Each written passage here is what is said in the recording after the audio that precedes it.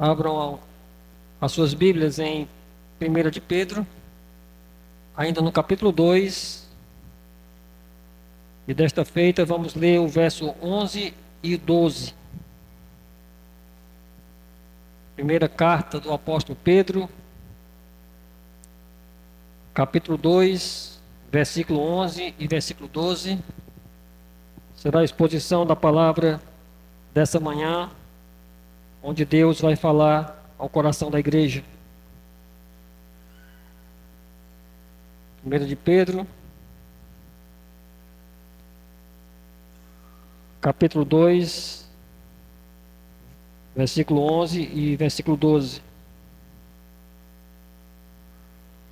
Mesmo assentados, mas com bastante reverência, acompanhe, porque o que vai ser lido mais uma vez é a poderosa palavra de Deus, a palavra da salvação. E a palavra de Deus, de forma inerrante, nos diz assim: Amados, exorto-vos como peregrinos e forasteiros que sois, a vos absterdes das paixões carnais que fazem guerra contra a alma, mantendo exemplar o vosso procedimento no meio dos gentios, para que naquilo que falam contra vós outros, como de malfeitores, observando-vos as vossas boas obras, glorifique a Deus no dia da visitação. Vamos orar mais uma vez.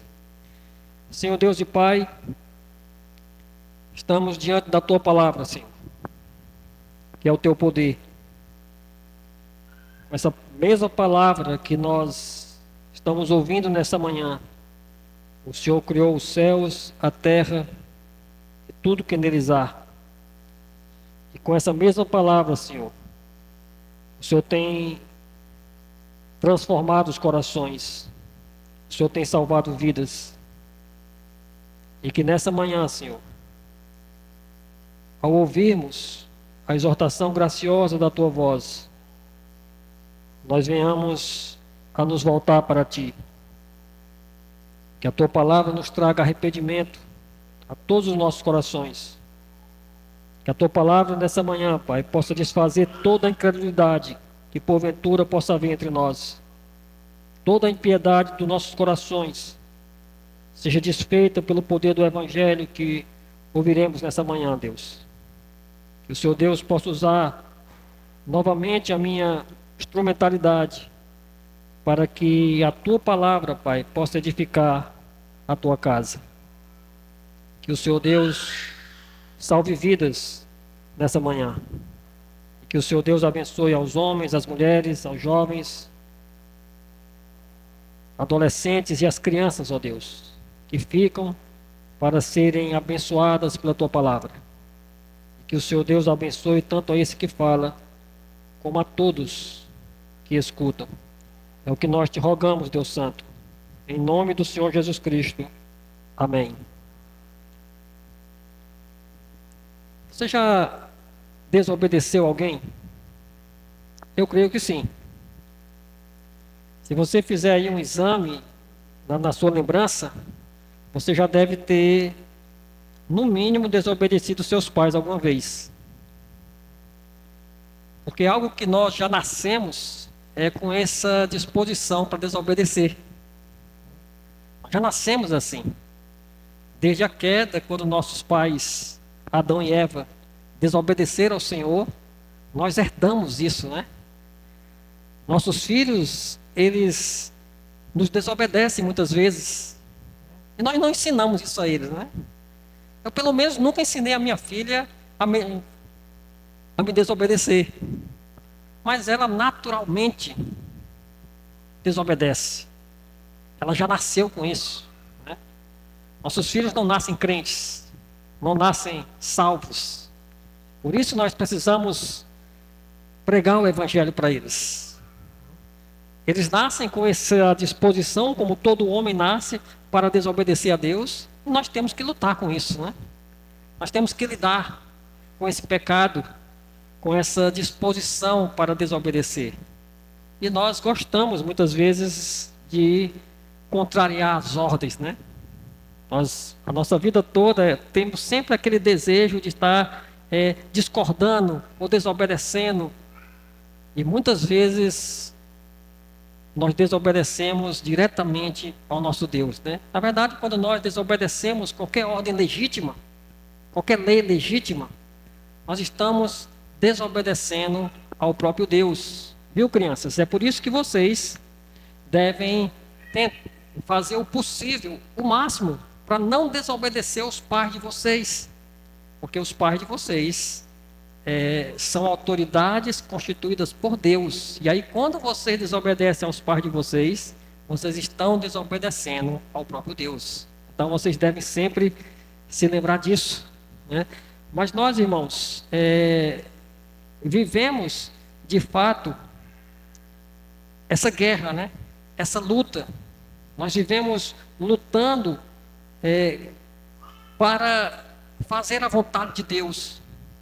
Na verdade, nós entramos nesse evangelho e nós precisamos saber que nós lutamos contra o mundo caído, contra Satanás e contra a nossa própria vontade, que naturalmente ela vai de encontro à vontade do Senhor. E mesmo quando nós somos crentes, nós já somos salvos, fomos justificados, mas quantas vezes o nosso coração caído ainda se inflama? E aí nós vivemos numa guerra, nós vivemos numa luta. E isso sim é uma guerra santa. Você já deve ter ouvido falar que ali no Oriente Médio, né, o Islã, ele declara a guerra santa, né? E a guerra santa é o quê? Para destruir os infiéis, né, com bombas, com atentados. Mas nós cristãos, irmãos, é que de fato vivemos uma guerra santa. Vivemos uma guerra para não desobedecer a Deus. Uma guerra constante para não pecarmos contra o Senhor. E esse deve ser o nosso alvo. Essa deve ser a nossa luta de andarmos em retidão enquanto estivermos nessa caminhada cristã. E a verdade que vai nos saltar aos olhos, irmãos, é que enquanto peregrinos, vivemos em uma guerra santa. Enquanto peregrinos, vivemos em uma guerra santa. E nós veremos esse texto em 2 pontos. No verso 11 nós veremos o modo dessa guerra. E no verso de número 12, o resultado que se espera por travarmos essa guerra santa para não pecarmos contra Deus. Irmãos, o apóstolo Pedro, nós temos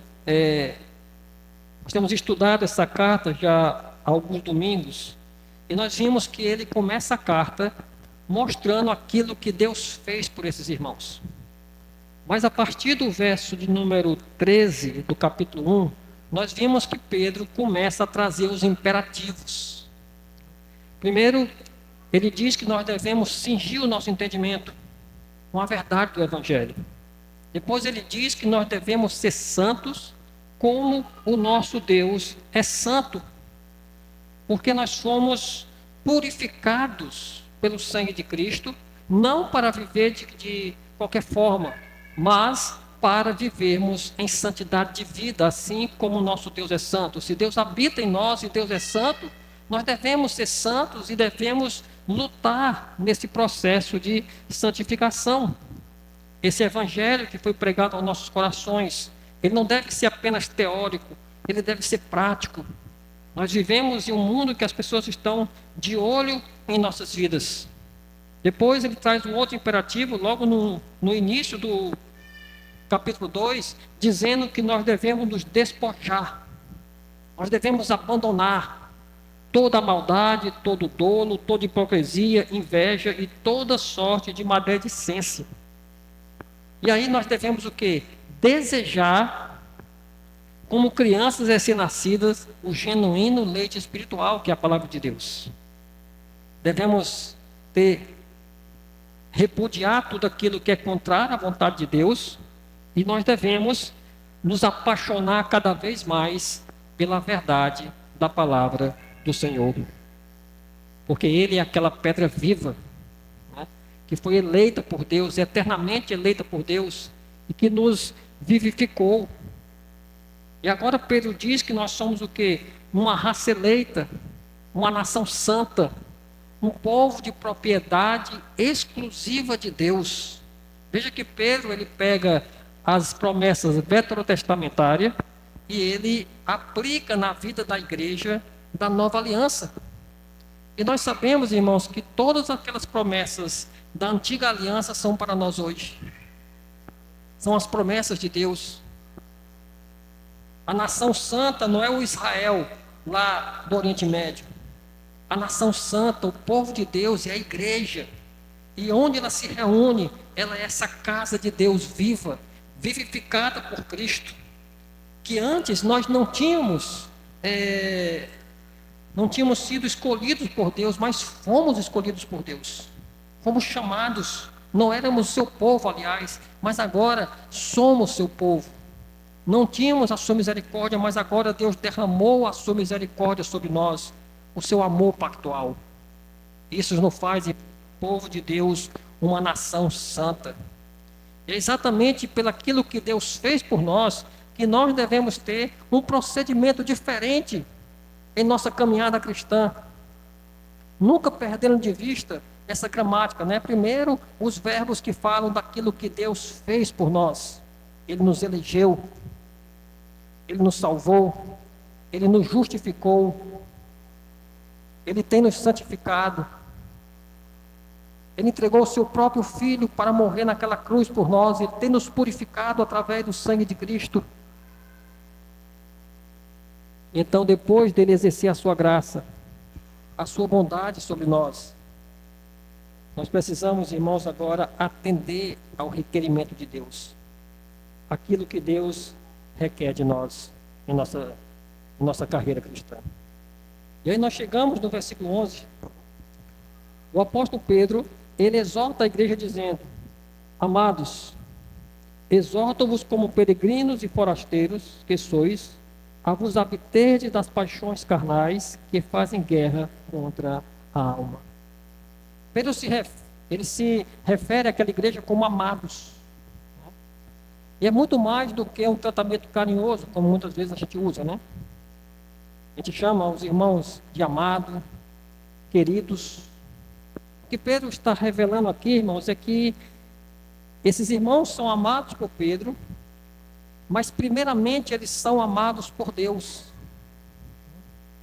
Eles são amados pelo próprio Deus. Nós sabemos que Pedro escreve essa carta, essa primeira carta, para levar consolo e esperança aos irmãos que estão passando por lutas. A segunda carta ele escreveu, aliás, para combater as heresias que estavam adentrando a igreja. Mas essa primeira carta, Pedro escreve para levar esperança, consolo às lutas que esses irmãos travam. Sabemos que esses irmãos são de províncias romanas, e o Império Romano é inimigo da igreja. César é um Deus, e os cristãos, eles não reconhecem mais César como Deus. Deus para eles, Senhor para eles é Cristo, aquele que morreu na cruz. E isso faz com que essa igreja seja inimiga do Império Romano. E com isso nós sabemos que eles passam por muitas lutas, muitas perseguições, mas eles não podem perder a convicção de que Deus vos ama. Deus ama aquele povo, Deus ama a sua igreja. E quando nós falamos do amor de Deus, irmãos, nós não excluímos lutas e sofrimentos. Nós vemos lá no Evangelho de João que Cristo amava Lázaro e Lázaro estava enfermo. Cristo amava toda aquela família de Lázaro, Maria e Marta, mas mesmo assim Lázaro morreu. E o luto trouxe sofrimento para aquela família. Mas isso não exclui o amor de Cristo, um amor incondicional, um amor que não está ligado à circunstância da vida. Ele nos ama em toda e qualquer situação. Nós também passamos por lutas, nós também enfrentamos dificuldades. em maior grau ou menor grau. Não existe crente, irmãos, que não enfrente dias difíceis. Não existe crente que não passe por tribulações em um momento da sua vida. Mas nós não podemos esquecer, nós somos amados por Deus. Nós somos o seu povo escolhido. Nós somos a propriedade exclusiva de Deus. E fomos chamados para adorá-lo em toda e qualquer situação. Nós não podemos ser como aquele povo lá de Malaquias, né? Que por causa da situação questionam o amor de Deus. E Deus claramente diz para ele: não foi Jacó, irmão de Esaú, mas eu amei a Jacó e me aborreci de Esaú. Ou seja, a eleição de Deus, irmãos, como Pedro tem colocado aqui, é a prova do amor de Deus por cada um de nós, mesmo em meio às lutas. O seu amor é incondicional. Você deve sempre lembrar disso. Quando você estiver sofrendo, quando você estiver passando por algum momento difícil, você precisa lembrar do amor de Deus. Você precisa lembrar que o Senhor está com você. E Pedro diz assim: amados, exorto-vos. Vou trazer uma exortação. E aí você pode pensar: como é que pode? Pedro diz que eles são amados, agora ele vai exortar. Mas exortação, irmãos, não é apenas bronca. Exortação aqui, Pedro vai incentivar, impulsionar, encorajar esses irmãos para que eles continuem lutando, mesmo em meio à circunstância difícil que eles vivem. E Pedro vai exortá-los como peregrinos e forasteiros que eles são. Que nós somos. Nós somos esses peregrinos. Nós somos esses forasteiros. Pedro está dizendo: olha, vocês não são desse mundo caído. Vocês não são daqui. Vocês não podem se acostumar com esses costumes desses gentios. Muitos de nós aqui somos forasteiros, né? Viemos de outro lugar. E sendo forasteiro, a gente estranha, né, alguns costumes. E também trazemos costumes que as pessoas estranham. Eu fui forasteiro também lá no Pará. A igreja lá que eu fazia parte tinha muita gente de fora.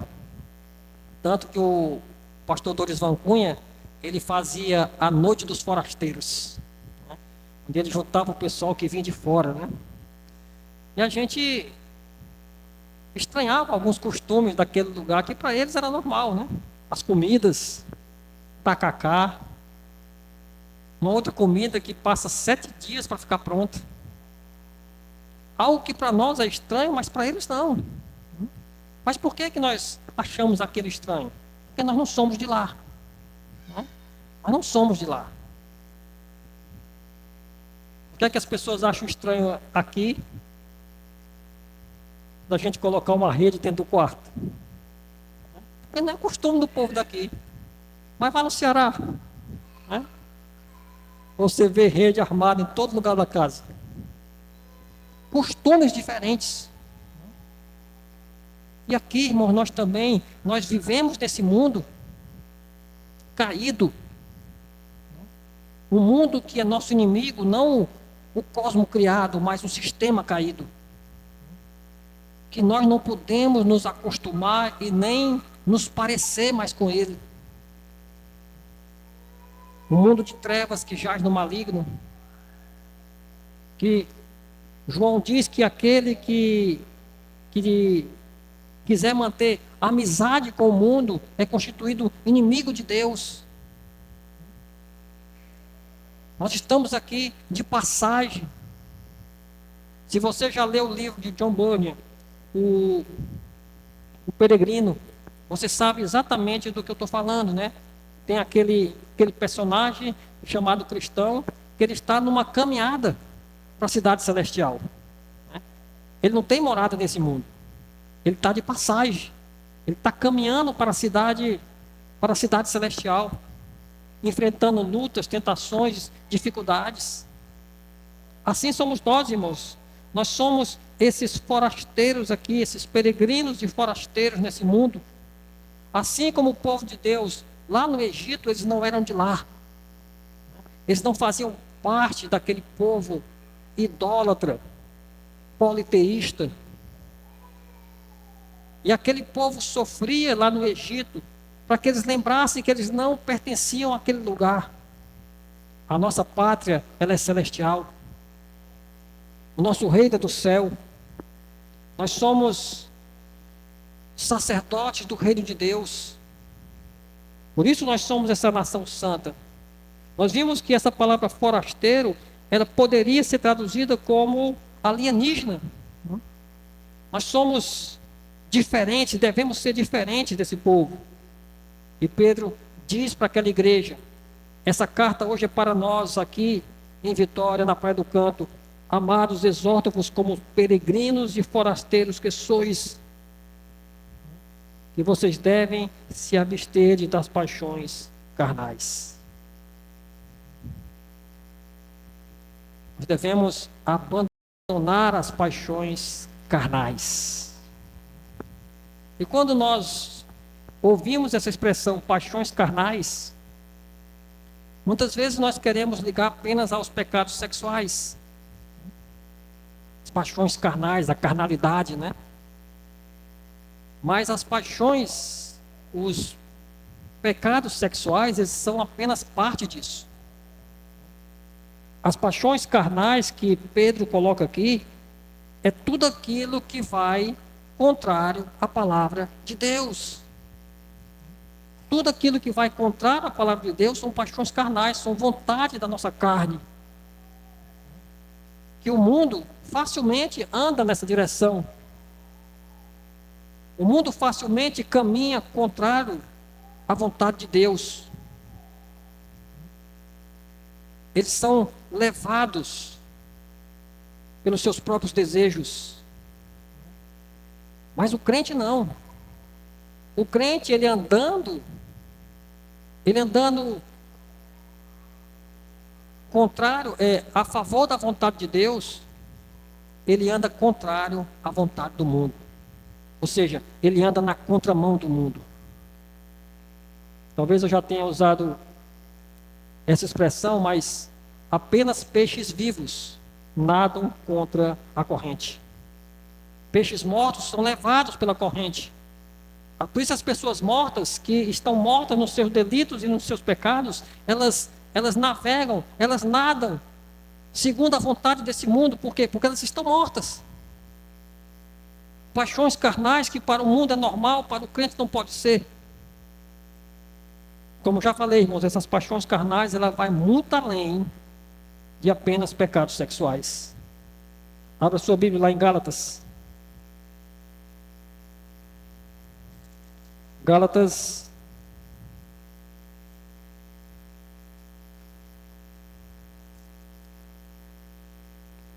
capítulo de número 5.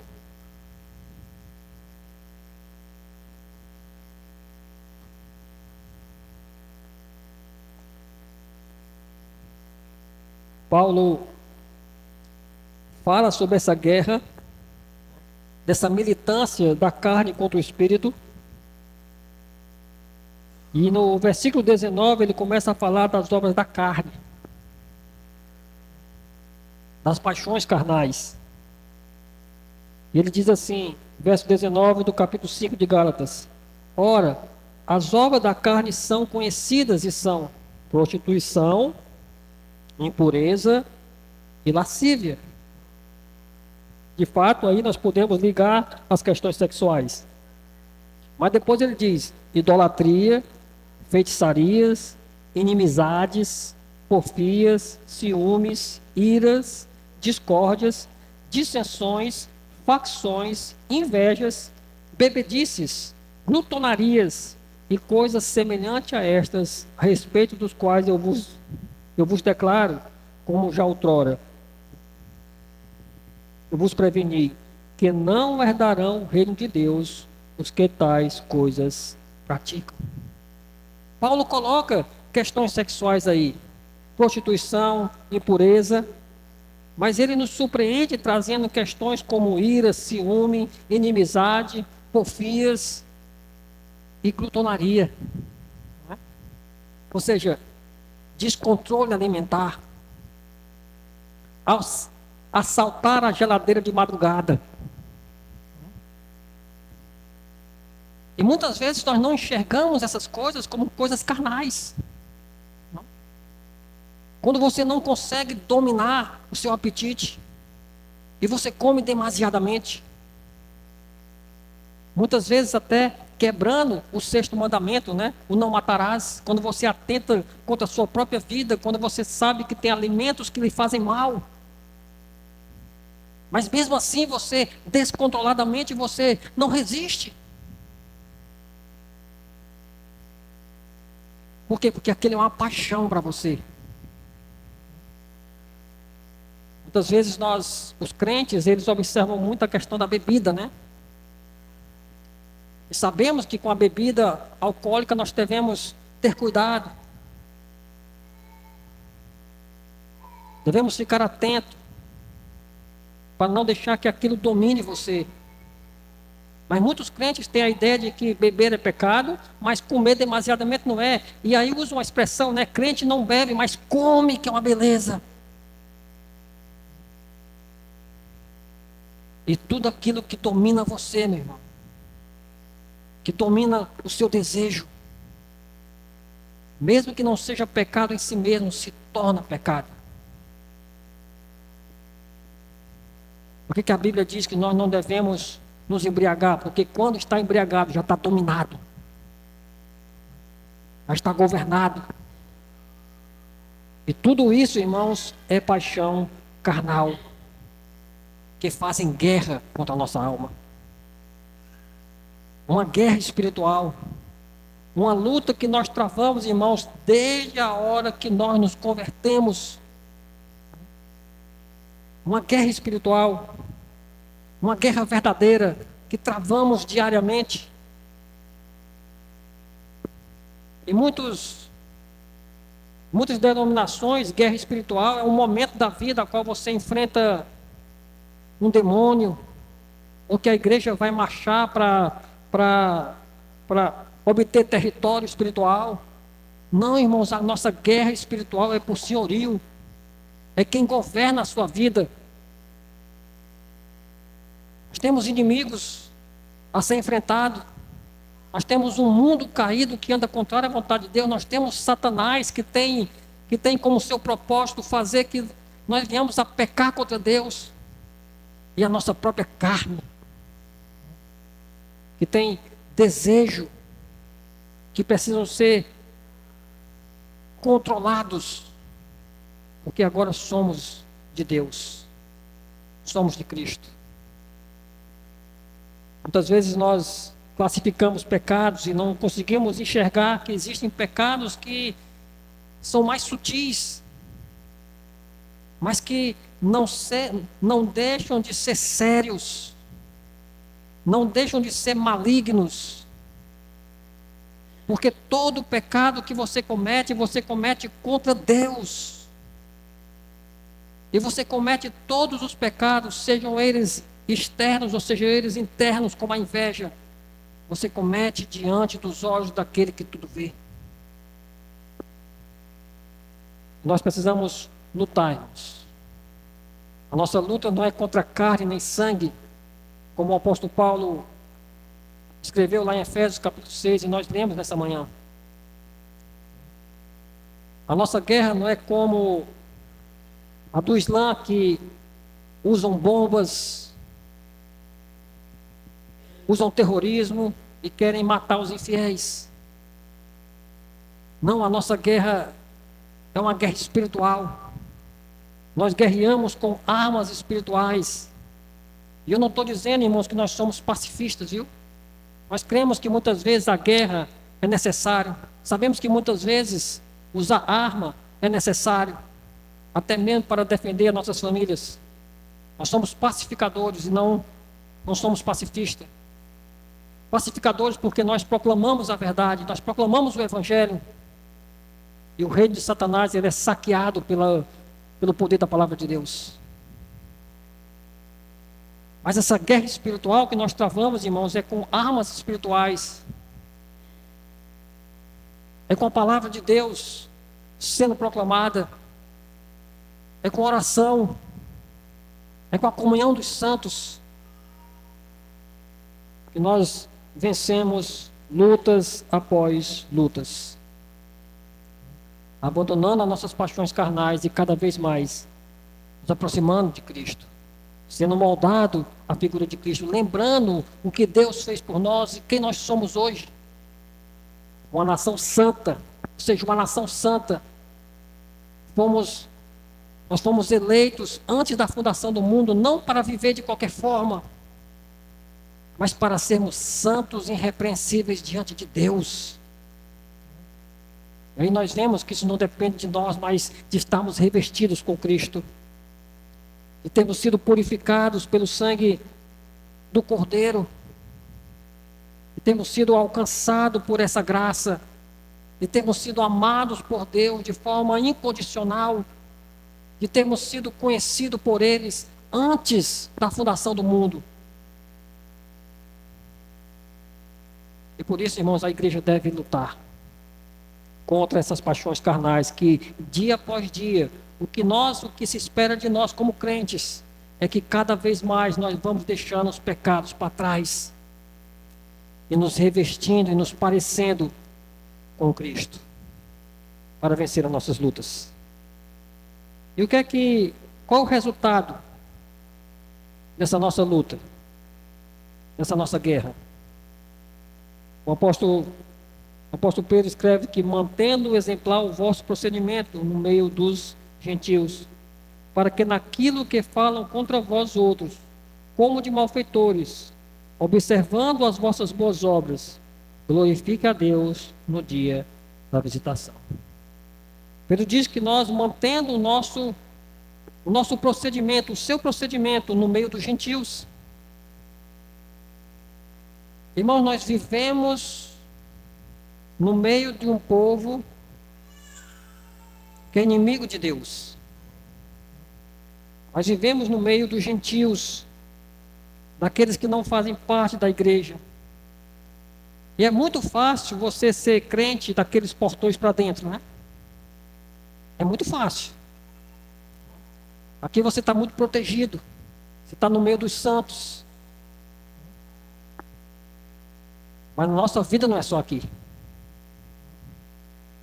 A nossa vida é lá fora, no dia a dia. Nós somos salvos e somos enviados como ovelha para o meio dos lobos. Mas Pedro diz que nós devemos manter o exemplar o nosso procedimento no meio dos gentios. E nós sabemos, e nós já vimos isso aqui, que se nós tivermos um bom procedimento para ser salvo, isso é um fútil procedimento. É um procedimento inútil.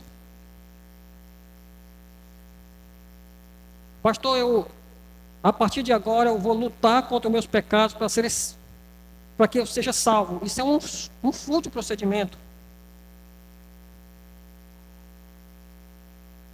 Nós lutamos, irmãos, contra pecados que já foram perdoados. Nós lutamos contra pecados que já foram pagos lá na cruz. E só os salvos lutam. Só aqueles que estão vivos lutam. Mas uma vez salvos, agora nós temos que ter um procedimento diferente em meio, irmãos, àqueles que não são crentes. Porque a fé sem obras, ela é o quê? Morta. Porque Deus sabe exatamente o que está no seu coração. Deus sabe até o que você está pensando de mim nesse momento, da sua palavra. Deus sabe a sua fé, porque foi o próprio Deus quem lhe deu essa fé, mas como é que o ímpio vai ver? Pelo seu procedimento.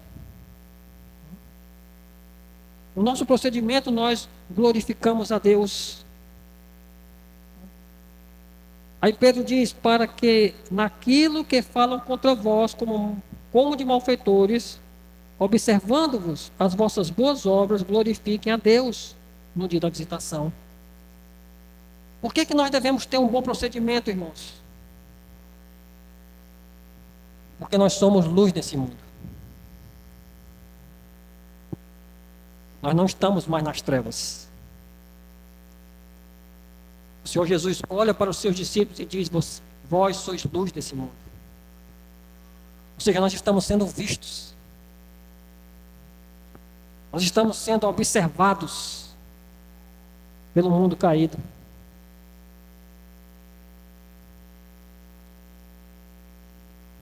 Eu me lembro que quando eu cheguei lá em Bom Jesus, a cidade onde eu morava, estava na pandemia, né? Cheguei no final de 2020. E muitas vezes eu caminhava, e quando eu caminhava sem máscara. Quando eu entrava em algum local fechado, eu obedecia aquilo que as autoridades diziam e eu colocava máscara. Mas na rua, eu andava sem máscara. Mas não demorou muito tempo o ímpio procurar o conselho, o presbítero, para dizer que o pastor estava andando sem máscara. E era um irresponsável. O conselho deveria chamar a minha atenção por isso. E eu via muita gente andando sem máscara. Nós estamos na luz, irmãos. E eu trago isso como um exemplo para nós sabermos que os ímpios estão nos observando.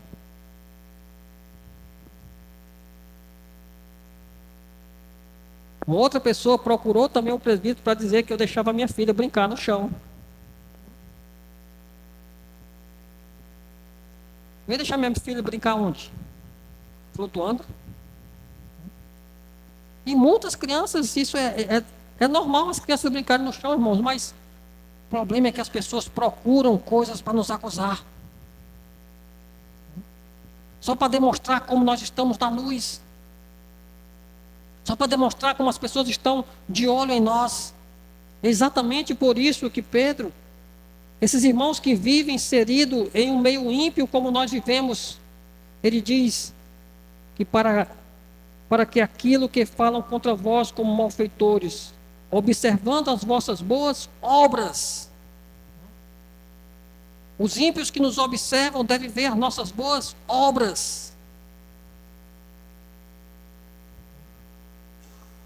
Como filhos da luz, como filhos da obediência. Houve essa transformação. Nós éramos filhos da desobediência, nascemos assim.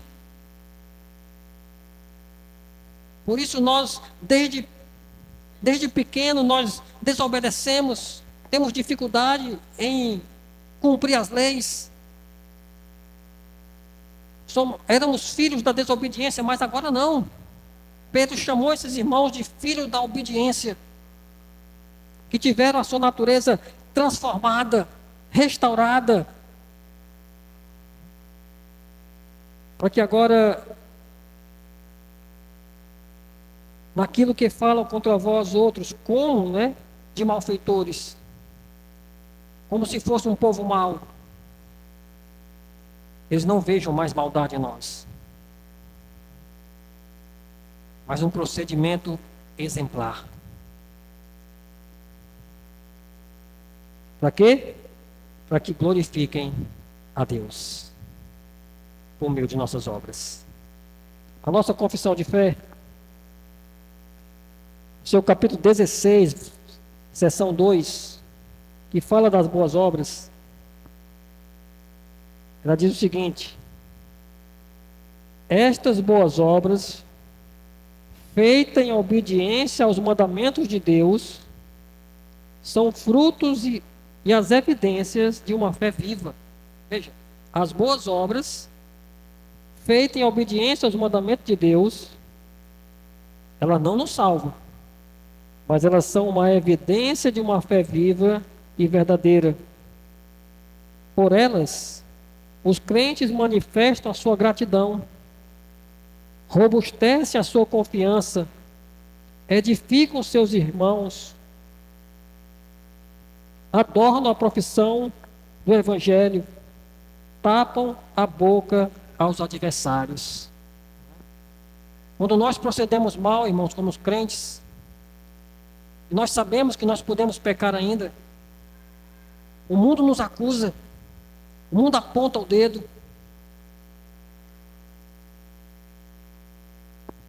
Mas quando nós andamos, irmãos, praticando as boas obras em Cristo, o inimigo se cala. O inimigo se cala. E o inimigo começa a glorificar a Deus. A boca dos adversários é fechada e eles glorificam a Deus, cujas feituras são criadas em Jesus Cristo para isso mesmo, a fim de que, tendo o seu fruto em santificação, tenham no fim a vida eterna. Então muitas pessoas acham que nós somos salvos pela fé, somos justificados pela fé somente, e as obras não importam. Mas importam sim, irmãos. As obras, elas são frutos de uma evidência de uma fé viva em nossas vidas. Isso não quer dizer que nós não venhamos a pecar, a cair muitas vezes, mas pela fé em Cristo nós retornamos, pela fé em Cristo nós levantamos, e pela fé em Cristo, irmão, nós andamos responsavelmente como igreja de Cristo nesse mundo, como peregrinos, que fomos salvos para glorificar a Deus em tudo aquilo, em todo o nosso procedimento. E como Pedro diz, a questão é lá fora, é no nosso dia a dia. Lá na sua faculdade, você tem que ser um aluno exemplar. Lá no seu trabalho, você tem que ser aquele funcionário exemplar. Pedro vai começar a tratar sobre essas coisas, porque as pessoas estão de olho em você. Nós temos que saber, irmãos, que nós somos salvos para glorificar a Deus. E nós glorificamos a Deus em tudo aquilo que nós fazemos. Por isso que a nossa vida é uma vida sacerdotal. Nós recebemos esse sacerdócio universal. Não existe para crente essa dicotomia de vida cristã e vida secular. Nós somos crentes e nós carregamos Cristo aonde nós andamos, aonde nós passamos. Nós glorificamos a Deus a cada instante. Como o apóstolo Paulo escreve aos Coríntios, ele diz que quer comais, quer bebais, faça tudo para a glória de Deus. Então, se nós vamos bater uma bola lá, no meio dos ímpios, nós temos que glorificar a Deus com nossas ações, com aquilo que nós falamos. Mesmo estando no povo ímpio, irmão, nós não precisamos nos isolar, mas nós precisamos ser diferentes. Nós glorificamos a Deus lá na academia com um procedimento diferente, uma vestimenta diferente. Eu sei que você pode ir para a academia, até você deve, dependendo da motivação do seu coração. Mas uma mulher crente, ela não precisa ir para a academia mostrando a sua barriga, ou com um shortinho curto. Nem o homem também ir para a academia com aquelas camisas que parece que é só uma tira, né? Nós devemos, irmãos, até na vestimenta ter um procedimento diferente. E se você for ver o nosso catecismo falando sobre a quebra do 7º mandamento, eles vão falar lá sobre a vestimenta, que pode ser motivo da quebra do 7º mandamento: não adulterarás. E você pode saber, irmão, se você anunciar para o mundo caído que você é crente, as pessoas vão estar olhando para você. E no momento que você resvalar o seu pé, a primeira coisa que eles vão dizer, e é porque é crente. E é porque faz parte daquela igreja. E o que se espera de nós aqui da Praia do Canto, viu? Até mesmo as crianças. É que lá onde vocês convivem, lá na escolinha de vocês, as professoras digam: olha, esses meninos aqui, essas crianças, têm um comportamento exemplar. E elas são da onde? São lá da Praia do Canto. São crentes. E isso se aplica para todos nós, irmãos. Nós temos que ter um bom proceder no meio dos gentios, para que eles, no dia da visitação, ou seja, no dia do juízo, no dia que Deus vier para julgar, Deus seja glorificado até pelos ímpios, pelo procedimento na igreja, nesse mundo de trevas. Essa é a guerra que nós temos que estar sempre travando, sempre lutando. Nós não estamos mais mortos em nossos delitos e nos nossos pecados. Ele nos deu vida, e vida em abundância, para que nós venhamos a glorificá-lo em tudo aquilo que fazemos. Em nossas lutas diárias, nossa convivência diária, nós lembramos, nós temos um Deus que nos ama, que nos tirou do império das trevas e nos trouxe para o reino do Filho do seu amor. Ou seja, nos tirou das trevas e nos trouxe para a sua maravilhosa luz. Que nós possamos viver nesse mundo, fazendo valer a pena aquilo que Cristo fez por nós. Se nós falharmos, se nós cairmos, se nós muitas vezes com o nosso procedimento envergonharmos o nome de Deus, nos voltemos para a cruz e busquemos o seu perdão, a qual a cruz de Cristo ela nos oferece.